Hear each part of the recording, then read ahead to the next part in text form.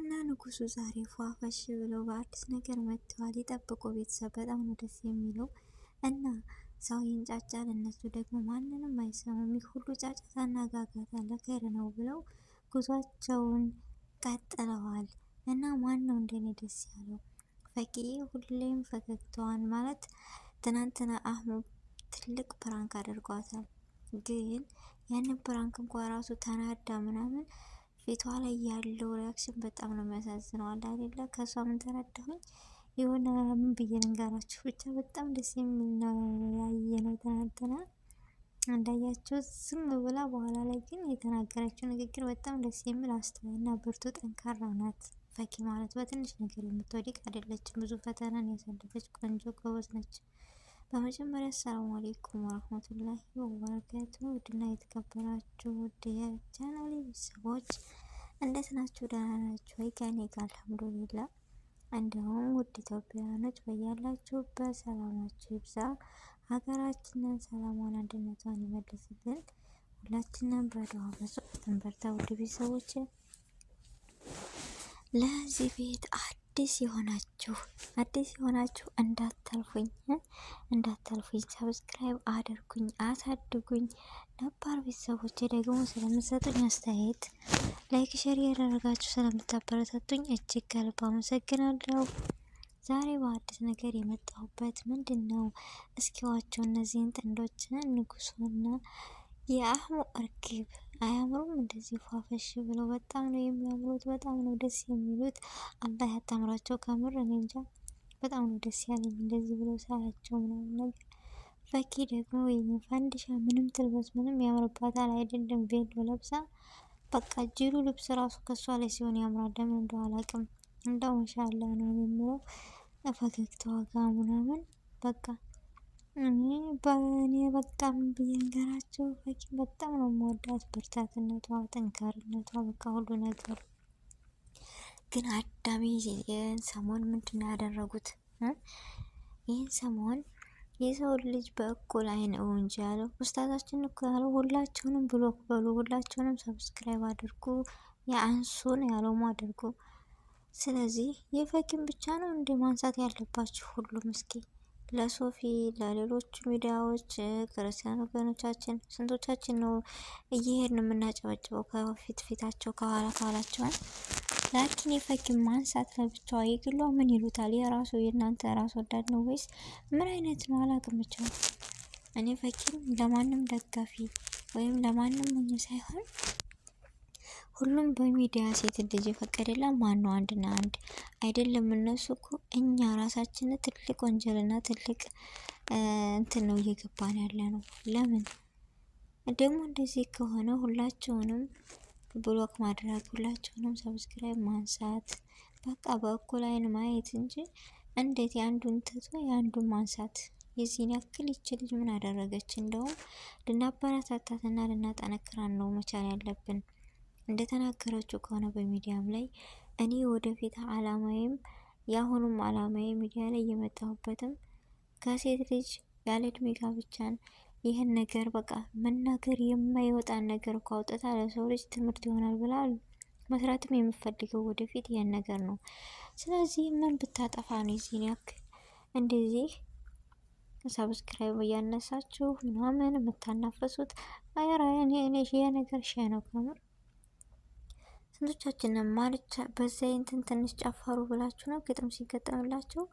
እሺ ያነስ ሲሆን ሙዚቃ እያንዳንዴ ሳታዳምጭ የምትዩ ያለሽ ቲክቶክ ላይ ገብተሽ እየጨፈርሽ አይደል እንደምትዩ? ይህን ነገር ራሴ ጀምሬ ከራሴ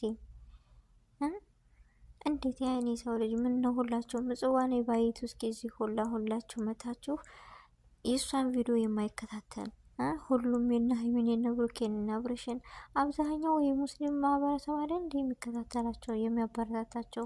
ስለዚህ ምንድነው ያንዱን አንስቶ ያንዱን የሚተው? አህሙና ፈኪ ደግሞ መቼም አይወድቁም ታውቃላችሁ። ምክንያቱም የውስጣቸውን አላህ ነው የሚያውቀው። በውስጣቸው ያለውን ደግሞ አላህ ያሳካላቸው ነው የምለው። ስለዚህ በአዲስ ነገር ፏፈት ብለው ይመጡልና አይደለም ቬሎና ሱፍ ተለብሶ ባይዱም ማንንም ባይዱ ልብስ እንኳ በማንኛውም ልብስ በተራ ልብስ ማንንም የሚያስቀኑ እንቁዎች ናቸው። ስለዚህ ይህ ነገር ከሆነ ደግሞ የአዳሜ ጨልለው እኔ እንጃ የሚያደርጉትን እስኪ እናያለን። ብቻ አህሜና ፈኩ በጣም ነው ደስ የሚሉት፣ አስተዋይ ናቸው። ሀታ አለባበስ ራሱ ሶፊና ፈኪ በማንኛውም ብዙ አይቻለሁ። አሁን ናዱም አለች፣ ግን እንደ ሶፊ ኤህትራም ያለው ልብስ የለበሰ አላየሁም። እኔ ልብሷ አንድ ቀን ሂጃቧን ራሱ በስነ ስርዓት እስኪ እንደው ተሳስታ ጸጉሯን ብቅ አድርጋ ታውቃለች? አታውቅም። ስለዚህ ይቺ ልጅ ምን አጥፍታ ነው? እና አበረታታት። እንደውም ይህኔ በምክር ካጠፋች ምክር መለገስ ነው። የሰው ልጅ እኮ በስድብ ወይም ሰብስክራይብ በማንሳት አይደለም። በምክር የማይመለስ ነገር የለም። ስለዚህ በምክር መለገስ እንጂ ሰው ልጅ መዝለፍ ወይም መሳደብ ወይም ለምን እንደዚህ ያስፈለገ? እስኪ ንገሩኝ። በጣም ይደብራል። ከምር ታሳፍራላችሁም። ለምን መሰላችሁ እንደዚህ ያልኩት? እኔ አሁን የፈኪን ሰው ካነሳሁኝ የሁሉንም ማንሳት አለብኝ። ሁሉንም ብሎክ ካደረኩኝ ሁሉንም ነው እንጂ አንዱን አንስቼ አንዱን አልተውም። ለምን እንዴ? ብቻ ያም ሆነ ያም ፈኪ ማለት ብዙ ፈገግታ፣ በፈገግታ በጥርሷ ሰው ገዳይ ነች። ለምን መሰላችሁ? እንደሷ ውስጧ የተከፋ እንደሷ ብዙ ነገር ውጣ ውረድን ያሳለፈ ሰው የለም። ስለዚህ እሷ ደግሞ ፈገግ እያለች ጉዞ ወደፊት፣ ጉዞ ወደ አላማዋ እንጂ ማንንም አሰማም። ግን እናንተስ ታሳዝናላችሁ። እና አበረታታት እንጂ ስታጠፋ የሰው ልጅ ነው እኮ ስህተት ይሰራል፣ ያጠፋል። ግን በምክር ነው መለገስ ያለብን። እንዴት እንደዚህ ይሆናል? እኔ ሀቂቃ መናገር ሁሉ ነው እንትን ያለኝና አንዳንድ ጊዜ ፈኪ ማለት ብዙ ነገሮችን አልፋ መታ በዚህ በእናንተ ሰብስክራይብ ወይም በእናንተ ንግግር ትናደዳለች ወይም ተስፋ ትቆርጣለች እያላችሁ በፍጹም የለም። ይሄ ነገር ታውቃላችሁ። ለምን ብዙ ችግርን እና ውጣ ውረድን አሳልፋ የመጣች ልጅ ስለሆነች። ስለዚህ በእናንተ ምንም አኮንም። ግን አንዳንድ ጊዜ ለህሊናችን ስንል ለሁሉም እኩል አይን ማየት አለብን። እኛ እነዛን ጠልተናቸው ወይም ፈኪን ወደን አይደለም። ፈኪን የምወድባት የራሴ ማንነት የራሴ መግለጫ ይኖረኛል። ለምን የራሷ በቃ የሆነ አንደበቷ የምትወደዳለ። ከማንም ሴት ጋር ደግሞ የምትወዳደር ልጅ አይደለችም ፈኪ ማለት አሁንም እንደዛው። ስለዚህ እነዚህ ልጆች እንደው ማሻአላ ማሻአላ ውበታቸውም አላህ ይጨምርላቸው፣ ፍቅራቸውንም አላህ ይጨምርላቸው። በቃ አላህ ደግሞ በሐላል ያጣምራቸው ነው የምለው እኔ ሌላ ምንም አልልም። ምክንያቱም በጣም ደስ የሚሉና የሚዋደዱ ልጆች ናቸው። ወደ ሀይር ነገር አላህ ይምራቸው ነው የምለው ቤተሰቦች። እና የእናንተስ ምንድን ነው አስተያየታችሁን? እስኪ ከፎቶ ላይ እንደምታዩት ምን ይመስላችኋል? ይህ ነገር ምን አዲስ ነገር አለ ልትሉ ትችላላችሁ። አዲስ ነገሩን ደግሞ ሰከንድ ሶብር ትዕግስት ያስፈልገዋል። አዲስ ነገር ለመስማት አዲስ ነገር ለማወቅ እኮ ሁሉም እለት በእለት የሚሆን ነገር አይደለም። ይሄን ታውቃላችሁ። ስለዚህ ነፊሳ ምንድን ነው አዲሱ ነገር እያላችሁ ሁላችሁም እንዳታስጨንቁኝ። ሶብር ካላችሁ እናገራለሁ፣ ከሌለ ደግሞ ጠብቁ።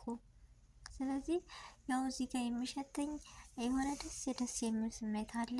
አላህ ያሳካላችሁ ነው የምለው። እነዚህን ጥንዶች እነዚህን እንጃ እንቁ የሆኑ ልጆች እና ጉዞ ወደፊት። አዳሚ ይንጫጫል፣ እነሱ ግን ለዓላማቸው ነው የሚኖሩት።